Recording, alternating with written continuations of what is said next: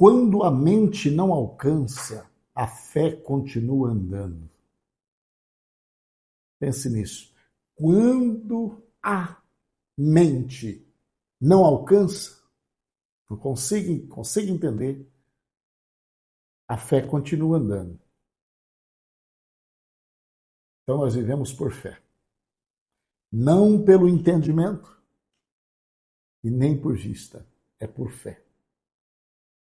Apóstolo São Paulo conclui o capítulo 11 de Romanos, falando sobre a graça, a lei, os filhos de Abraão, o judeu e os gentios, os judeus e os gentios. E ele conclui dizendo que Deus fechou a mente dos judeus e permitiu que a graça alcançasse os gentios. Aí ele conclui, mas vocês não pensam que os judeus não vão ser salvos, não. Os judeus vão ser salvos também. Porque eles são escolhidos. E haverá o momento da salvação dos judeus. E ele começa a falar isto e vem falando, vem explicando no verso 31 e diz assim: assim também agora eles se tornaram desobedientes, a fim de que também receberam graça, misericórdia de Deus para com vocês. O verso 29 diz: pois os dons e o chamado de Deus são irrevogáveis. Verso 30, assim como vocês, que antes eram desobedientes a Deus, mas agora receberam misericórdia, graça à desobediência deles. Então, parece que Paulo quer explicar o seguinte: a promessa dos judeus não caiu por terra. A promessa dos judeus continua. A graça vai alcançar o povo judeu. Aí ele termina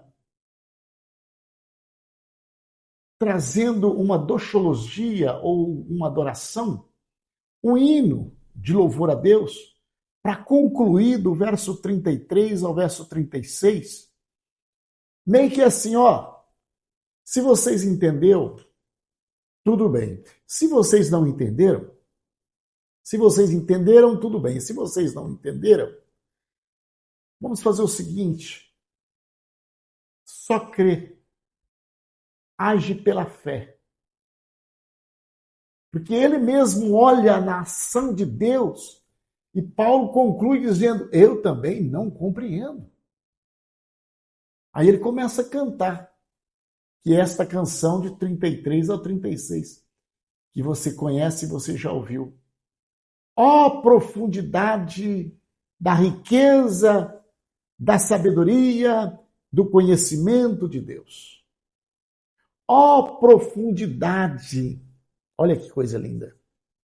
Profundidade de quê? Da riqueza, da sabedoria. Então, a riqueza do conhecimento de Deus, a sabedoria do conhecimento de Deus. Há uma coisa tremenda e digna de ser admirada. A profundidade da riqueza. Ou seja, a riqueza não está no raso, não está na superfície, está numa profundeza. É a fundura que não tem como analisar, prescrutar. A riqueza da sabedoria. Sabedoria tem uma riqueza que não tem como o ser humano imaginar. A riqueza da sabedoria não tem como prescrutar, não tem como garimpar. O conhecimento de Deus não compara com o entendimento humano. E você pode estudar, você pode prescrutar, você vai chegar em um ponto que você diz: é profundo demais para o meu entendimento. Por mais que você profunda na teologia, você vai chegar uma hora que você não vai ter resposta. Porque Paulo, o apóstolo Paulo, ele diz: a profundidade da riqueza, da sabedoria e do conhecimento de Deus está fora de cogitação humana. E não para por aí. Ele segue dizendo o mesmo versículo. Vamos continuar. Quão insondáveis são os seus juízos. Insondáveis. Não dá para medir. Insondáveis os seus juízos. Não dá para medir, não tem como medir. Não dá para colocar uma sonda para sondar. Não dá, é insondável. Não é sondável. Não dá para procurar, questionar, medir. Não dá. A riqueza da sabedoria, do conhecimento, quão insondáveis são os seus juízos. Não tem como medir a profundidade do juízo. E segue, inescrutáveis os seus caminhos. Então, não adianta você querer investigar o caminho de Deus. Não existe investigação.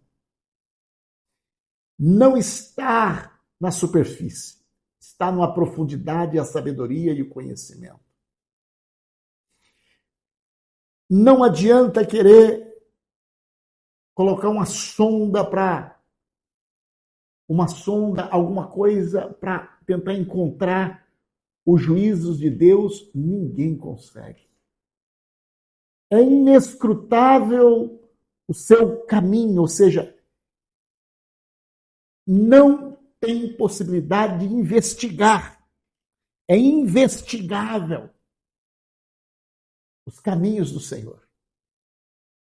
Por isso que Isaías diz que os seus caminhos estão mais altos do que os céus, a distância da terra ao céu. Não tem como o homem chegar a um denominal. E ele segue no verso de número 34. Quem conheceu a mente do Senhor? Ou quem foi o seu conselheiro? 35. Quem primeiro lhe deu para que ele recompensasse? Pois dele, por ele e para ele são todas as coisas. A ele seja glória para sempre. Amém. Ele é o início.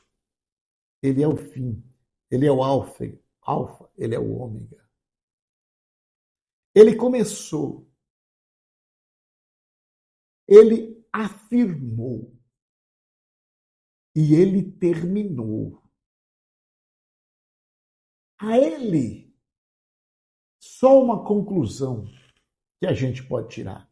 Adoração, adoração e adoração. Tudo é dele. Tudo é para ele. São todas as coisas. Não adianta querer mudar. Ele é o que comanda todas as coisas. Mas diante desta palavra, não dá para pensar em entender a sabedoria e o entendimento de Deus.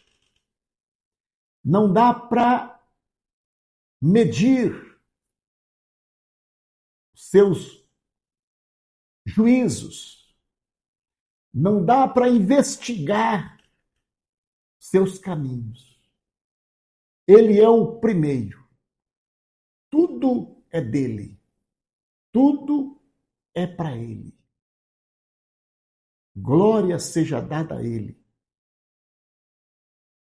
Se você está numa situação que você não consegue entender, mas você para agora, e pensa em quem pode resolver essa situação. Um Deus que ninguém pode perscrutar. Um Deus que ninguém pode sondar. Um Deus que ninguém pode medir, não pode investigar.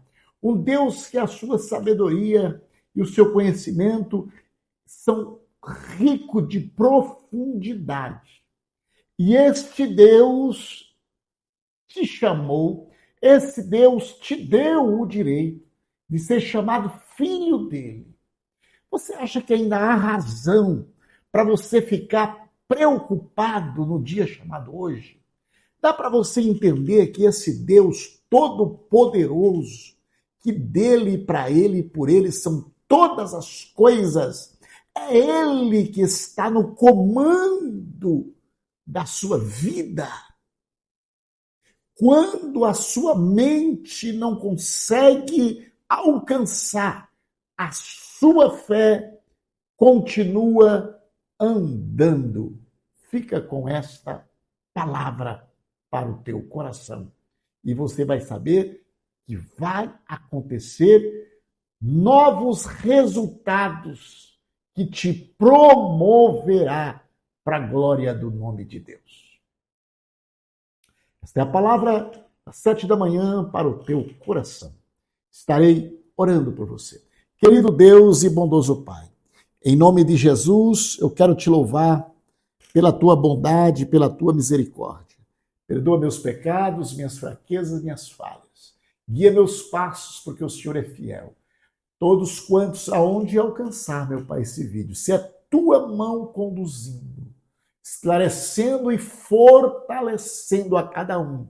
Em nome de Jesus, continua provendo, guardando, protegendo em tudo, porque o Senhor é bom e eterna é a tua misericórdia, em nome de Jesus.